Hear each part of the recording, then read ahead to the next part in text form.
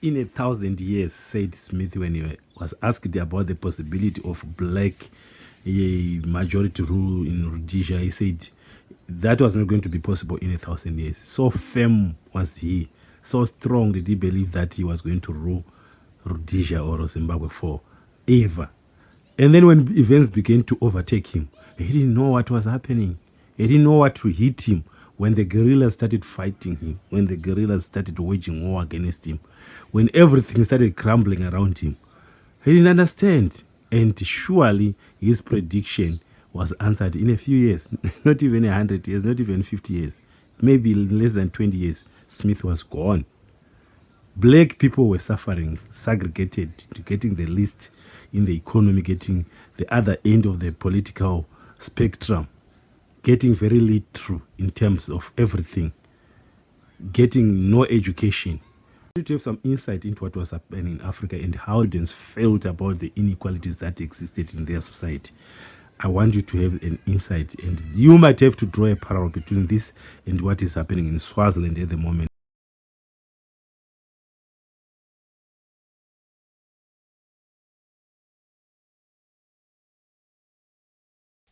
Under the eyes of Cecil Rhodes' statue in the heart of Salisbury, there have been demonstrations by young black Rhodesians anxious to bring their dissatisfaction to the attention of the British negotiators as they talked with Ian Smith's representatives. They marched and scores were arrested. 82 were sentenced each to 6 cuts of the cane.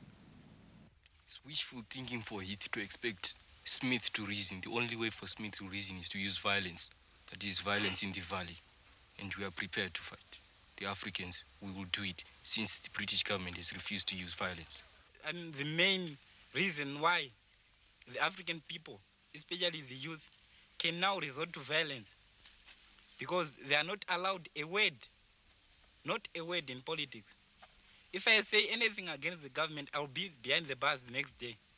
There are informers in every square mile of the country. Do you not fear an informer in this group now? There may be. I don't care. At this moment, I don't care if there is an informer. Maybe tomorrow I will be there behind the bars, and I don't mind. I am prepared to make such sacrifices, and even greater sacrifices for the freedom of the country. These boys talked to me in May at St. Ignatius College just outside Salisbury. 4 of them are now behind bars. Last month, the school was raided twice. The police came with guns, dogs and tear gas. 23 arrests were made. The police were stoned, a Land Rover was turned over.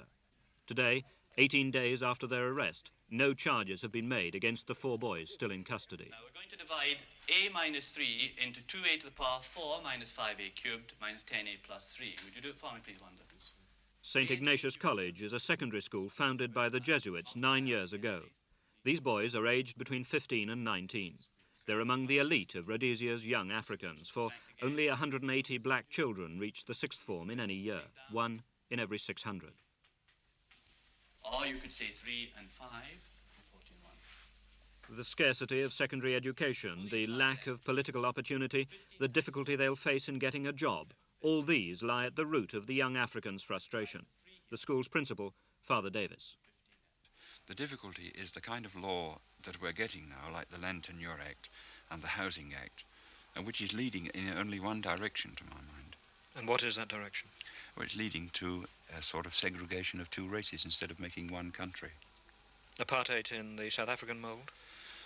I'm not quite sure whether I would go as far as to say that. I'm not quite sure whether I would understand, because I don't know anything much about South Africa, strangely enough.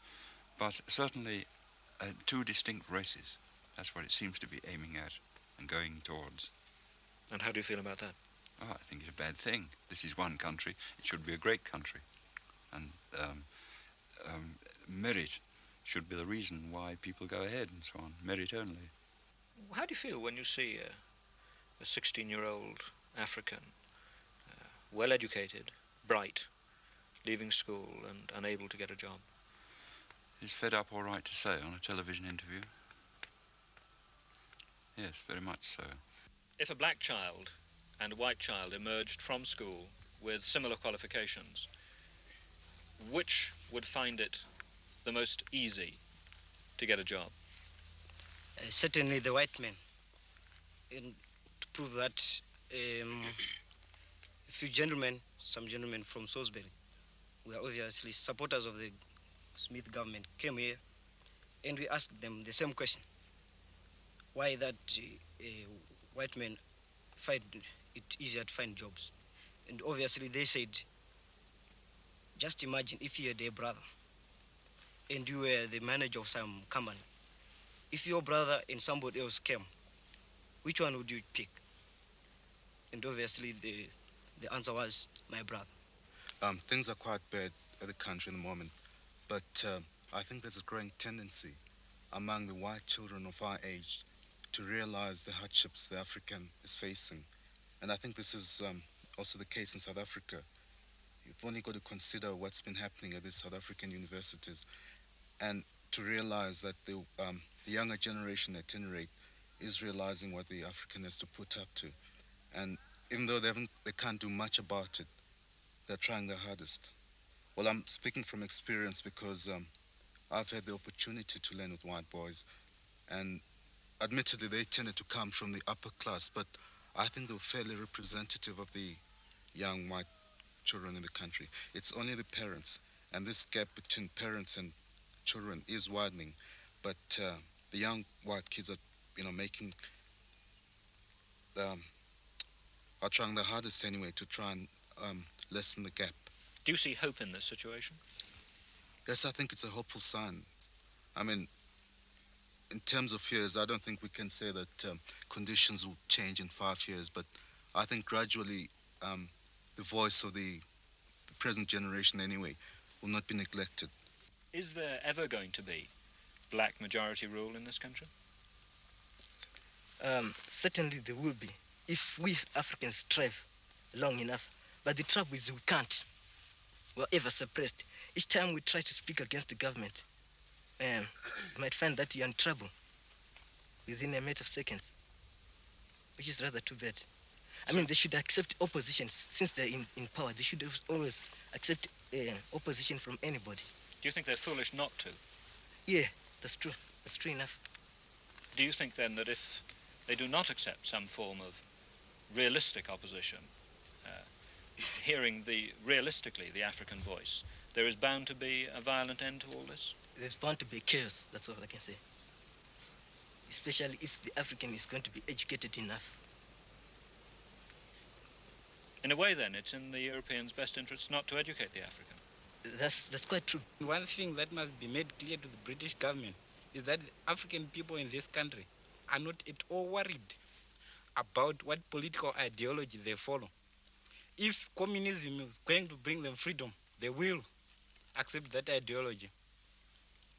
And for that matter, I can assure you that Western democracy and civilization is really losing popularity in the country. This, of course, might be turned So by... if the British government and the British people still want some friendship with the African people in this country, they must see that they satisfy him by helping to give him freedom. They must force the Smith government. This, of course, might be said by Mr. Smith to be complete justification for keeping the African nationalists behind bars. What cause? What you've just said. And it is only the only way possible now for us to gain freedom, because all the other ways have failed. Talks have failed. You can't reason with the Smith government. Is that they just don't accept to reason. They don't. So why are we going to waste our time talking with them? If they want to talk with us, they have people in the parliament, the chiefs whom they choose. Those people are uneducated, most of them. What do they talk with them?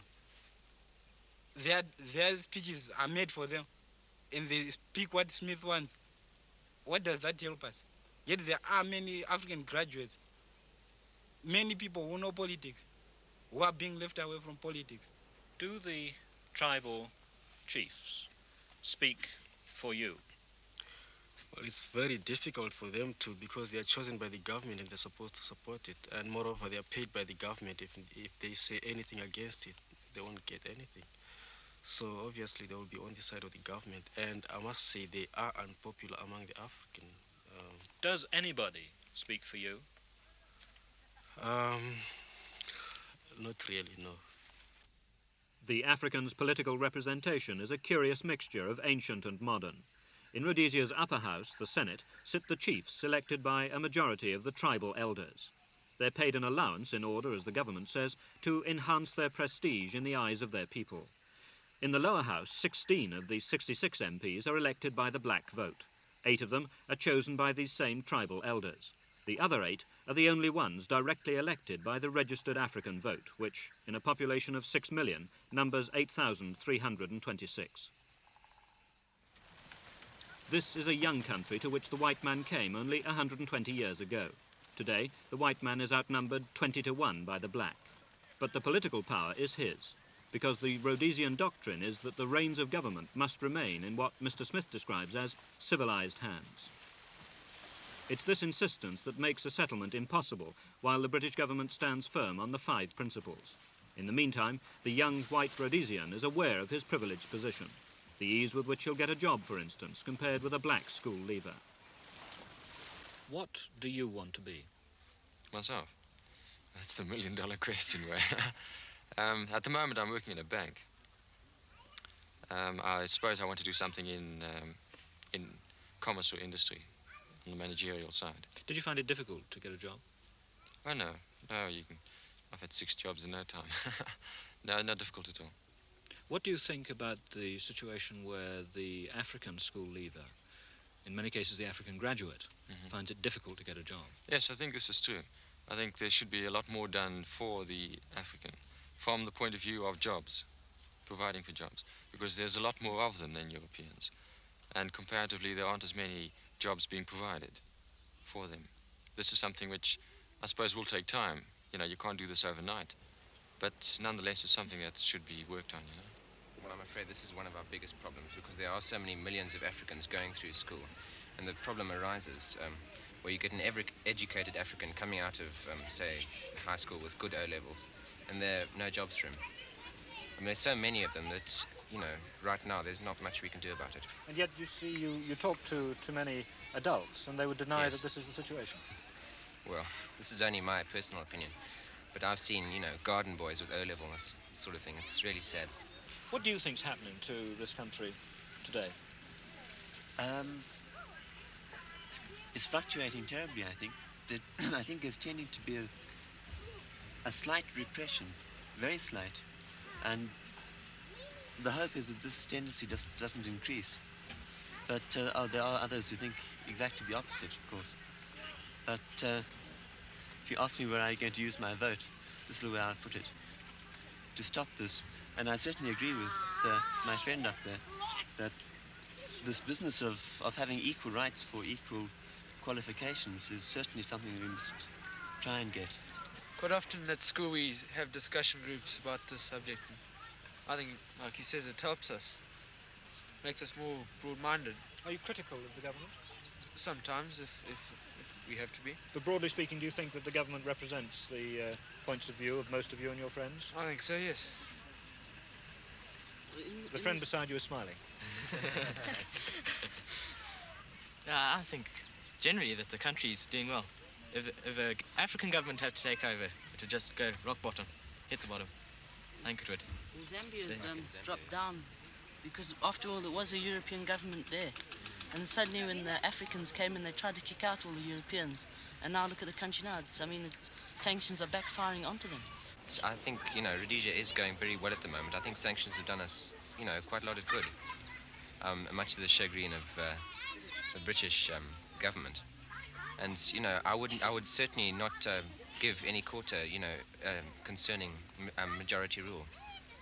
You don't think there should be majority rule? Well, I think at the moment, no. Is there anything that you would try to explain to a British politician about your country which you don't think he understands? Yes, certainly. I think the relationship between the black-white, you know, they oversee us as the cruel tormentors of the poor African, you know, whereas this is not the case at all.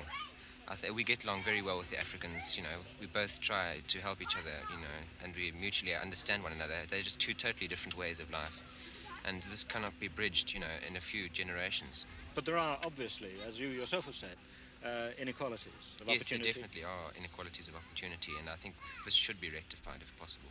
And what about the policy of separate development, which is the declared policy of this government? Well, the policy of separate development takes in, the fact that there are differences among the blacks and whites. I mean, the blacks themselves support separate development. I think there should be separate development, but there ought to be, at the same time, opportunities for Africans to make their way, and to do well. Certainly, the pattern of life of many Africans in Rhodesia has changed little over the centuries. Perhaps 3 million blacks live in the tribal trust lands, areas traditionally theirs. For many Africans, to talk of a concept of Western democracy is meaningless. Far more important is the day-to-day struggle for an adequate living. Because the more the African becomes educated to Western ways and values, the more he will covet the standard of living and the political freedom that his European neighbour enjoys. A few black Africans have fine homes like these on the outskirts of Salisbury. As the population grows, so too will the ambitions of the black majority. Sir Robert Treadgold was Chief Justice of Rhodesia until he resigned in 1960. His family came here around 1890 as part of the pioneer column that set out to claim the heart of Africa for Britain. Today, an outspoken critic of the Smith government, Sir Robert lives near the place where he was born in 1899. How would you describe the situation in this country today? We have here a ratio of more than 20 Africans to one white person. And it's quite absurd that that small section at the top are going to continue indefinitely to supply all the advanced skills in the country.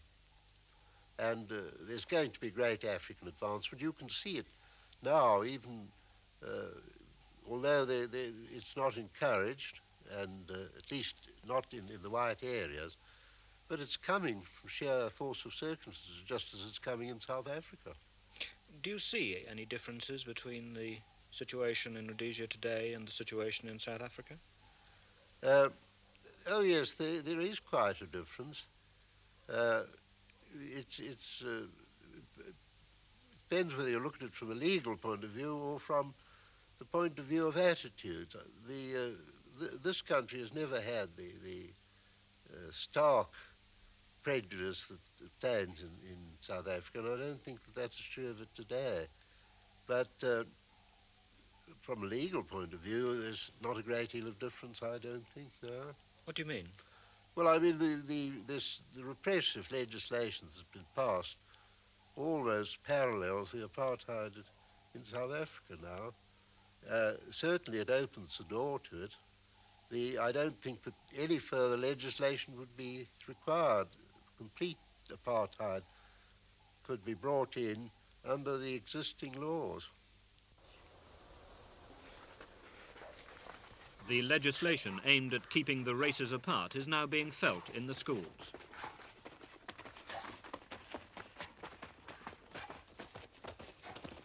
Athletics, like most adult sport in Rhodesia, is multiracial.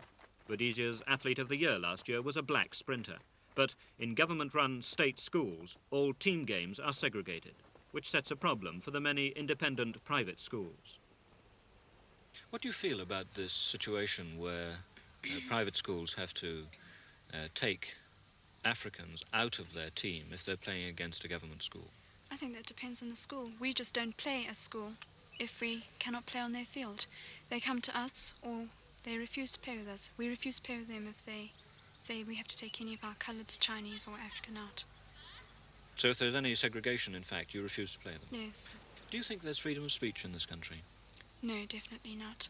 I think the minute you say something, it goes back and goes back. I know my parents are terrified something's going to happen when I start talking, because they're civil servants and I usually put my foot in it. Have you had any evidence of anything which you've said going back, as you put it? Yes, well, it's been thrown in my parents' face and they've told me to be quiet. I think it's mainly when I start criticising the apartheid principles that occur. Black African friends, we've got a few in our class, but it's very difficult to communicate with them. They seem to close up any time you try to talk to them, and we do go out of our way to make them feel at home, but I think so many of them have been rebuffed by other whites that they feel that they can't speak to anybody else. They don't seem to realise that not everybody's the same. We've all got different opinions. If you had a black African friend, would you take him home?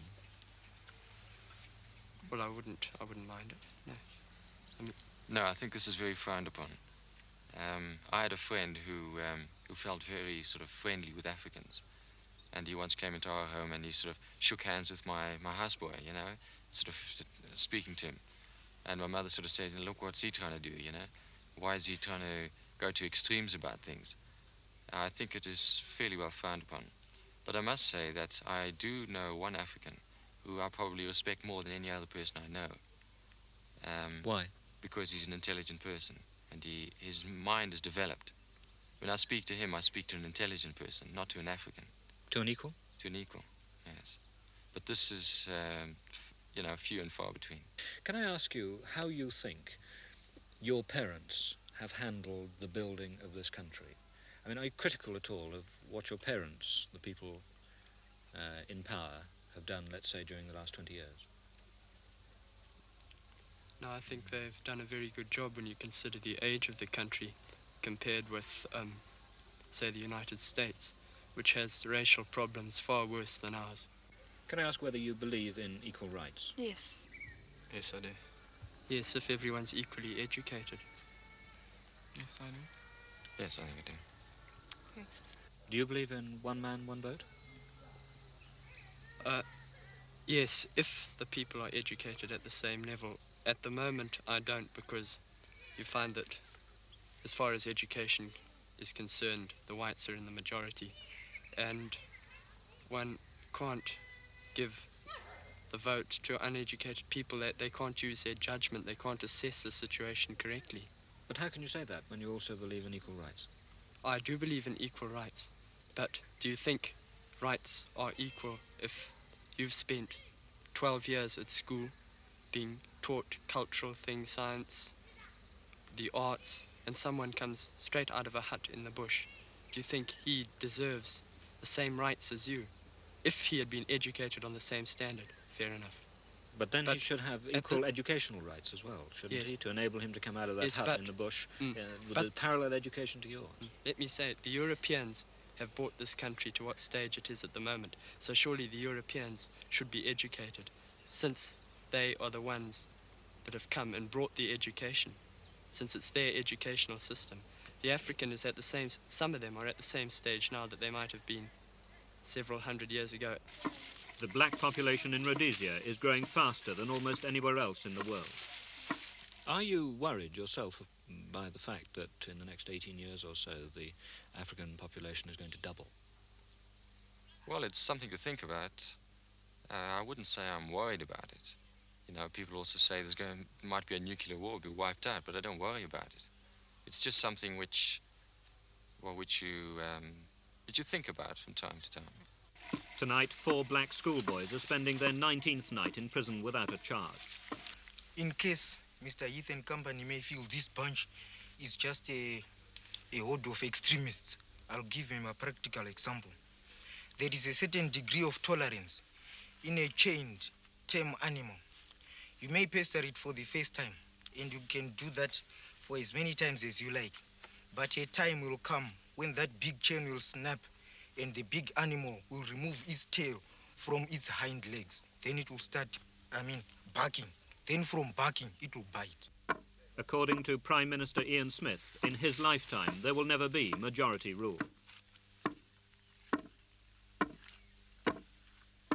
He could be wrong.